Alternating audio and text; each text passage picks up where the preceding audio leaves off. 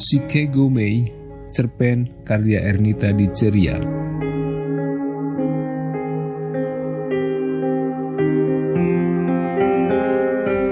Kabut awal musim dingin mengapung di sepanjang Michigan Avenue di jantung downtown Chicago. Dia merapatkan mantel untuk menahan angin dari arah danau Michigan yang mulai mengiris ngilu tulang-tulangnya. Langkahnya lebar menapak trotoar kelabu yang basah. Ketukan stiletto yang membungkus kakinya berbaur derap langkah pejalan kaki lainnya. Pagi itu, dia memilih satu panggung untuk beraksi, Magnificent Cafe. Dia mendorong pintu kaca kafe yang dingin dan berembun. Hawa hangat berbaur aroma kopi dan roti cinnamon menyambut kedatangannya. Meja-meja kecil dipenuhi pengunjung yang sibuk menikmati kopi sambil menyimak koran pagi. Sejenak dia hanya berdiri di depan pintu, menyisir setiap sudut ruangan dengan tatapan awas sebelum bergabung dalam antrean pengunjung di depan meja kasir. Kopi reguler juga, pesannya singkat pada kasir yang melayaninya dengan kecepatan yang mengesankan.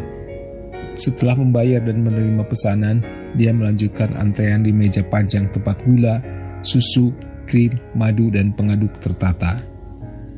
Jemarinya yang panjang dan lentik mencampurkan gula dan krim ke dalam kopi dan mengaduknya perlahan. Di sisi kirinya seorang lelaki muda bersetelan jas hitam melakukan hal serupa.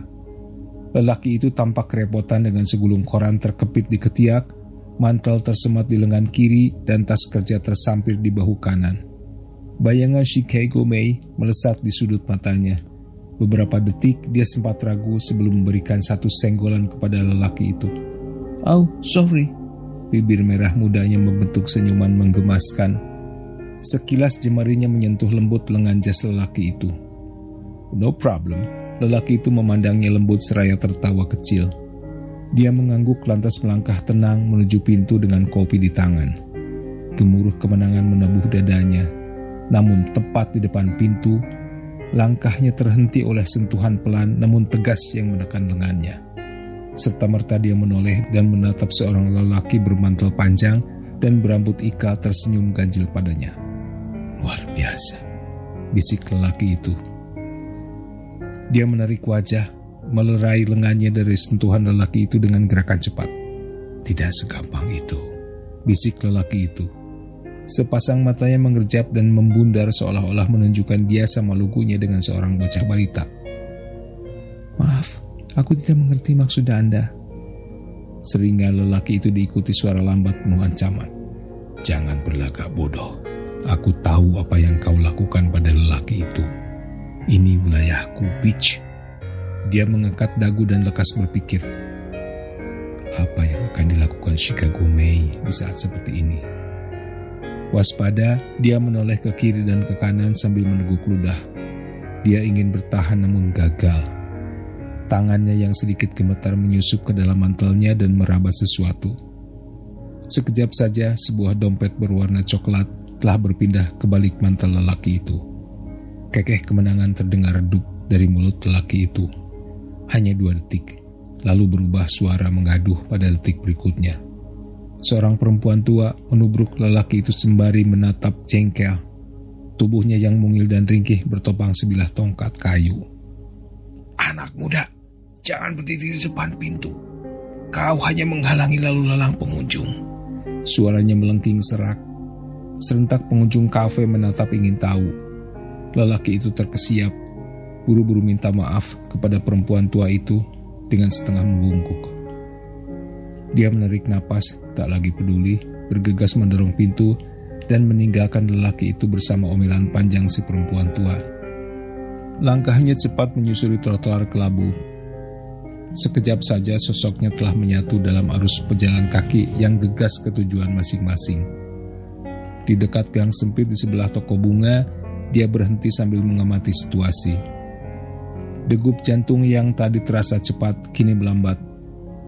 Dia merapatkan mantel dan menghirup kopi guna mengusir hawa dingin. Uap putih menerobos keluar dari mulut dan hidungnya, mengulir membentuk samar sosok Chicago May. Mei 1893, Chicago penuh ingar-bingar pelancong dari segenap penjuru dunia. Semuanya ingin menyaksikan Chicago World's Fair, pekan raya dunia yang melibatkan peserta dari puluhan negara. Di antara pengunjung, May Degnan tampak mengesankan dengan topi dan gaun renda.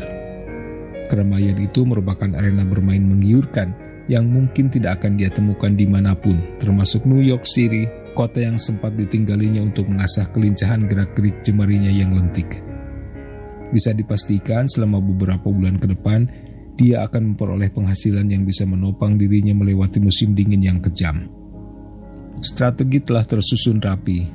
May Degnan tahu tikus-tikus got tengah berkeliaran mengintai mangsa di bawah perintah Michael Cassius McDonald yang dikenal dengan julukan King Mike.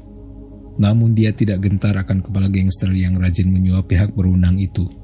Di tubuh mereka sama mengalir darah Irlandia, darah orang-orang nekat yang tertindas di tanah mereka sendiri dan di negeri asing.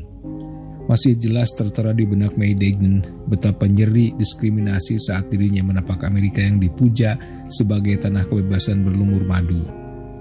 Lowongan pekerjaan tersedia, namun tidak untuk imigran Irlandia yang dianggap pemabuk, beringas, tak berpendidikan, dan lebih nista harakatnya daripada seekor anjing buduk. Tak banyak pilihan jika ingin bertahan hidup. Untungnya, May Degnan meyakini satu hal yang enggan diakui mayoritas, bahwa dunia kriminal bukan hanya milik kaum lelaki. Perempuan pun bisa mengangkanginya. Dengan keanggunan, keramahan, dan tutur lembut, perempuan mampu memerangkap mangsa semudah laba-laba Black Widow menjerat santapan. Menyebar ke segenap penjuru, pilih mangsa yang tepat. Demikian perintahnya kepada gerombolannya, perempuan-perempuan santun bergaun rapi, yang membawa bocah-bocah dan bayi-bayi montok sebagai tameng dan penarik simpati.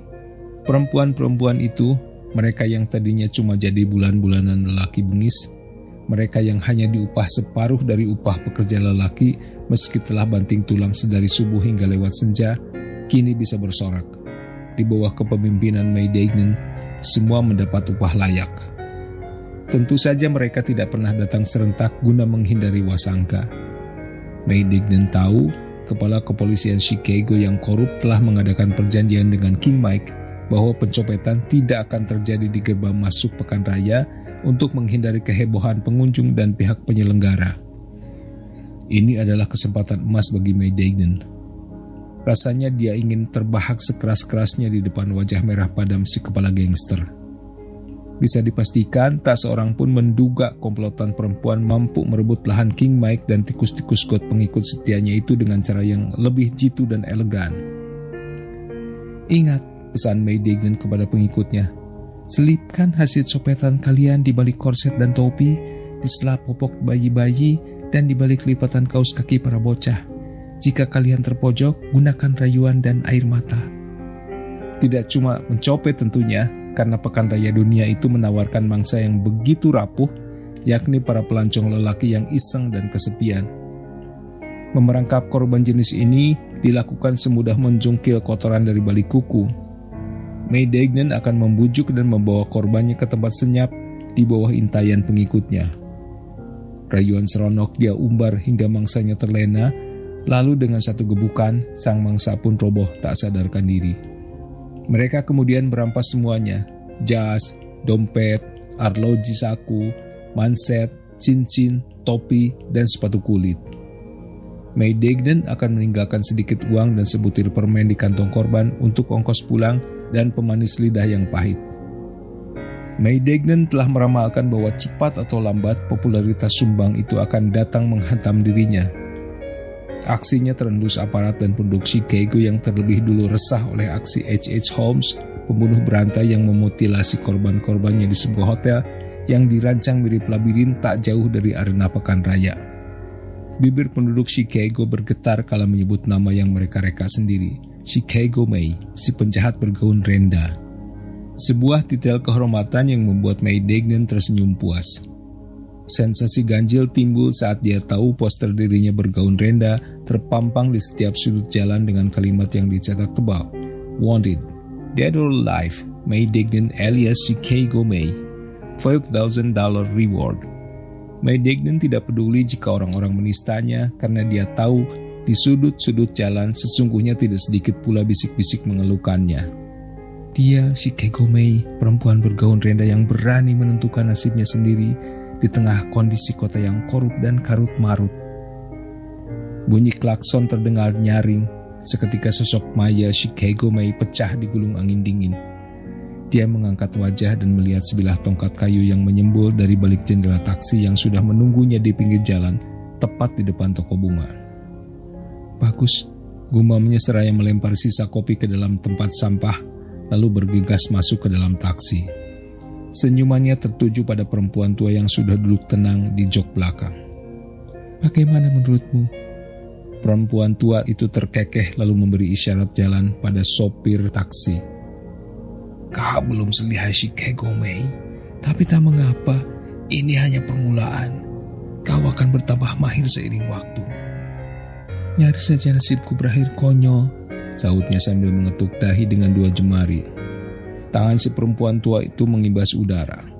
Lelaki brengsek itu seorang amatir yang cuma pandai menggertak. Tapi kau tentu tahu, kita bukan amatir, sebab setiap hari kita berlatih untuk mencapai kesempurnaan. Tentu berlatih mutlak kuperlukan, terlebih di kota besar seperti Chicago yang dipenuhi pesaing macam si brengsek itu. Aku benar-benar lega kau muncul pada waktu yang tepat ketika aku sudah kehabisan akal. Semuanya sudah lewat pertimbangan matang. Sejenak perempuan tua itu diam, lalu merogoh tas di pangkuannya dan meraih sebuah dompet coklat. Nih, isinya lumayan.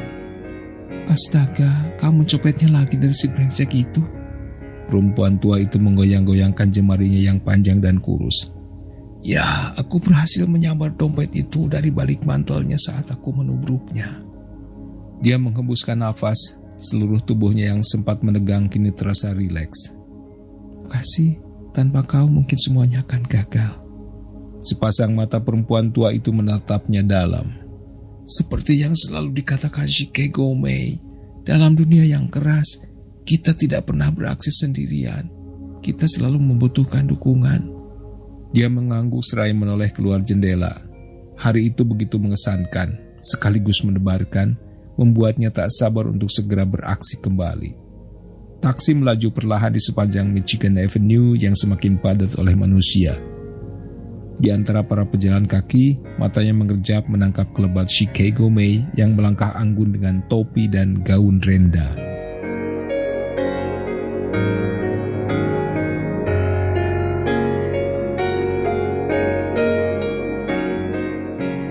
Terima kasih sudah menyimak.